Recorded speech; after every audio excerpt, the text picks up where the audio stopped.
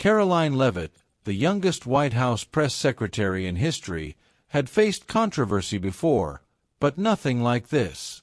She sat behind the podium in the White House press briefing room, staring at a crowd of reporters, their eyes filled with anticipation.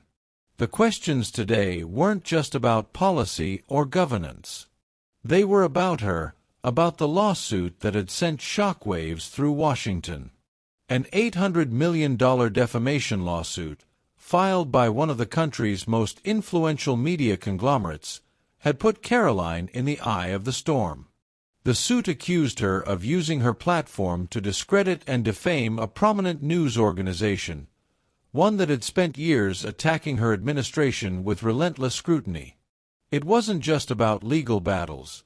It was about power, influence, and the future of free speech. As she straightened the microphone, the room hushed. Every camera was on her.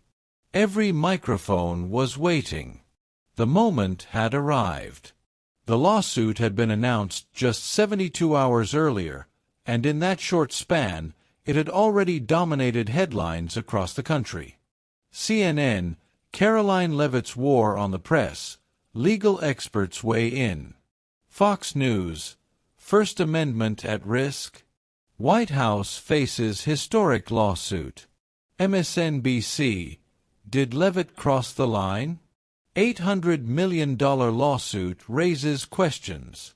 The controversy stemmed from an explosive press conference last month, when Karoline had taken direct aim at a well-known media outlet.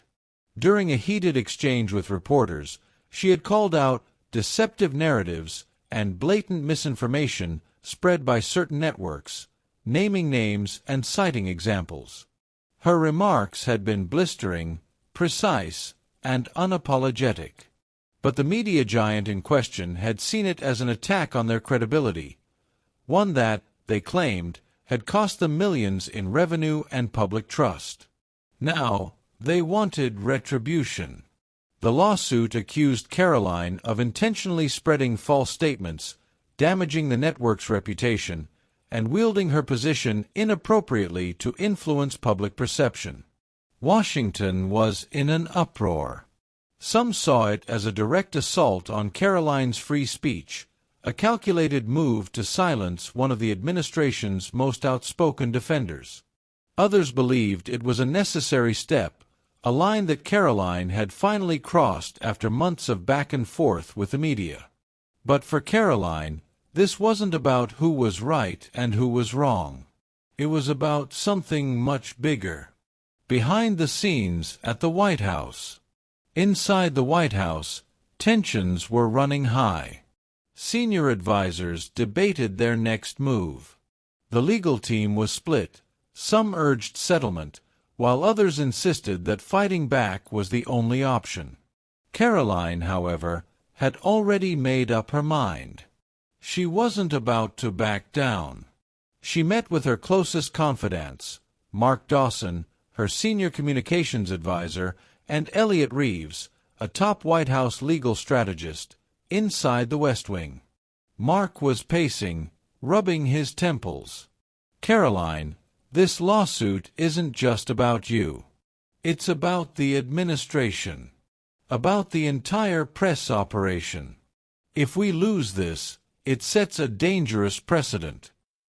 Elliot leaned forward, calm but firm. They're banking on you folding. If you backtrack, if you settle, they win. And they'll come after you again. Karoline took a deep breath, folding her hands on the table. Then we don't let them win. We fight back. Mark sighed, but there was admiration in his eyes. You realize what you're up against, right? Karoline nodded. I do. And I won't let them silence me. Elliot smirked. Then let's hit them where it hurts. And so, 72 hours later, Karoline stood in front of the world's media, ready to deliver her boldest response yet.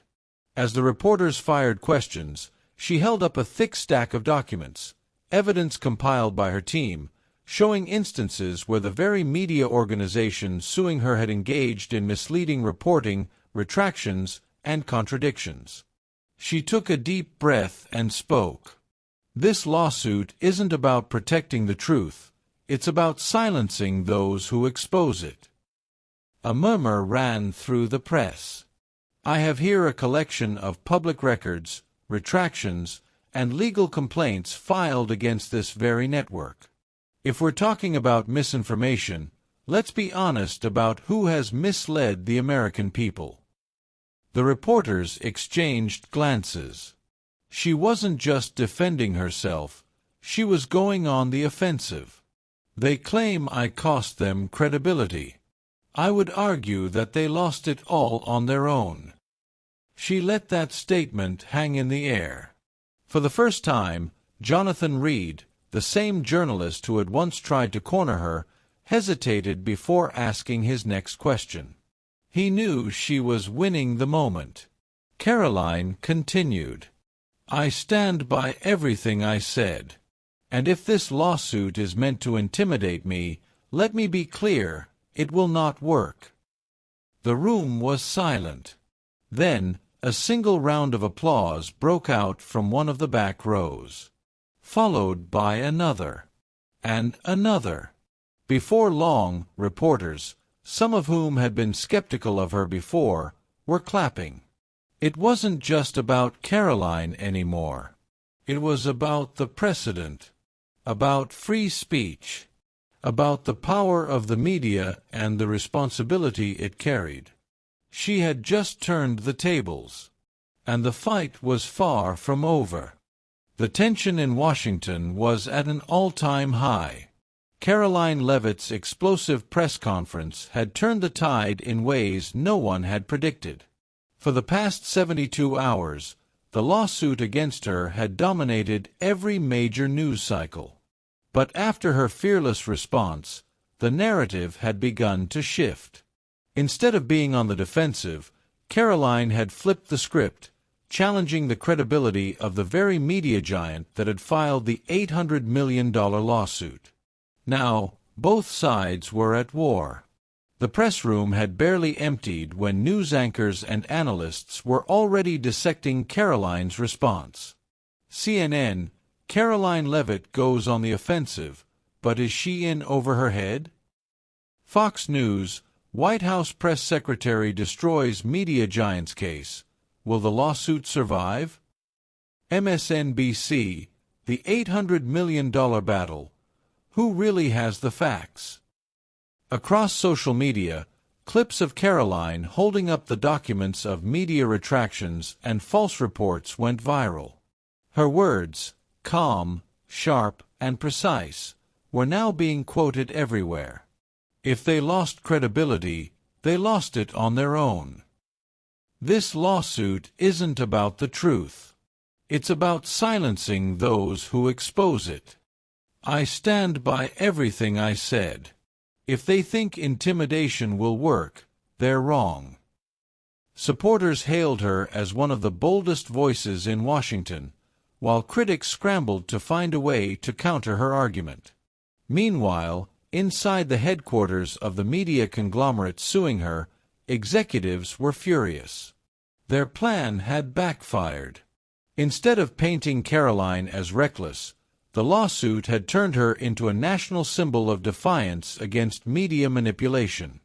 Inside a high-rise office in New York City, the top executives of the media company huddled behind closed doors. At the head of the table sat Richard Callaway, the CEO, his face stormy with frustration. "This was supposed to bury her," he snapped, slamming his fist on the table. "Instead, she's made us look like the villains." A tense silence followed. No one dared to speak. Finally, one of the network's senior legal advisors, Vanessa Price, leaned forward. "We underestimated her," Vanessa admitted. "She's too smart to let us control the story. If we continue down this path, we risk losing even more credibility." Callaway glared. "So what do you suggest?" Vanessa took a deep breath. We changed the game. If we can't win in court, we need to win in public opinion. That means shifting the focus, turning Karoline into the villain instead of us. Another executive, Tom Wexler, nodded in agreement. We need to make her look unstable, too emotional, too aggressive. We flood the airwaves with analysts questioning her judgment. We release a series of opinion pieces claiming she's damaging the integrity of the office. Calloway's eyes narrowed. He knew it was a risky strategy. If Karoline fought back, it could blow up in their faces even more. But at this point, they had nothing to lose. Do it, he ordered. The media machine was now fully activated, and Karoline had no idea what was coming. By the next morning, a coordinated attack on Karoline had begun. Primetime talk shows aired segments questioning whether Karoline was out of control. Anonymous leaks from White House insiders suggested she was too reckless for her role. Editorials in major newspapers painted her as a dangerous voice against responsible journalism. Even some lawyers began weighing in, speculating whether Karoline had exposed herself to personal liability in the lawsuit. The plan was clear: make her question herself. Make the public doubt her. And it almost worked. For the first time in days, Karoline hesitated. Sitting in her White House office, watching the relentless headlines, she felt the weight of the entire administration on her shoulders. Mark Dawson, her communications advisor, walked in, shaking his head. They're doubling down, Karoline. They're not just trying to beat you in court, they want to destroy your credibility. Karoline sighed, rubbing her temples. I knew they'd come at me, but I didn't think they'd be this desperate. Mark sat across from her. Look, you have two options. You let this get to you, or you do what you do best. Fight back. She looked at him, determination returning to her eyes. I don't get intimidated, Mark. She stood up, straightened her blazer, and grabbed her phone. It was time for a new move. That evening, Karoline went on the offensive again, but this time she didn't do it from the podium. Instead of holding another press conference, she took the battle directly to the people. She sat in front of a simple camera in her office, recording a direct message to the American public. She didn't need fancy editing. She didn't need dramatic effects. She just needed her words. I knew standing up to the media machine wouldn't be easy, she began, looking straight into the camera. But I never expected them to launch a coordinated effort to discredit me just for telling the truth. She laid out every detail of the lawsuit, every contradiction in the network's claims. She exposed the smear campaign against her, providing clear evidence that the sudden flood of attacks was not organic, it was orchestrated. This is bigger than me. This is about whether or not we allow powerful corporations to silence voices they don't like. If they can do this to me, they can do this to anyone. She ended with a simple challenge. To those behind this lawsuit, if you have nothing to hide, then let's have an open debate. Let's expose everything on live television for the people to see. She posted the video directly to her social media accounts. Within an hour, it had over 20 million views. By the next morning, the entire country was talking. People began questioning why the lawsuit existed in the first place. Public sentiment shifted against the media conglomerate. More journalists, realizing they had been manipulated, began siding with Karoline. The network that had sued her was now losing the PR war badly.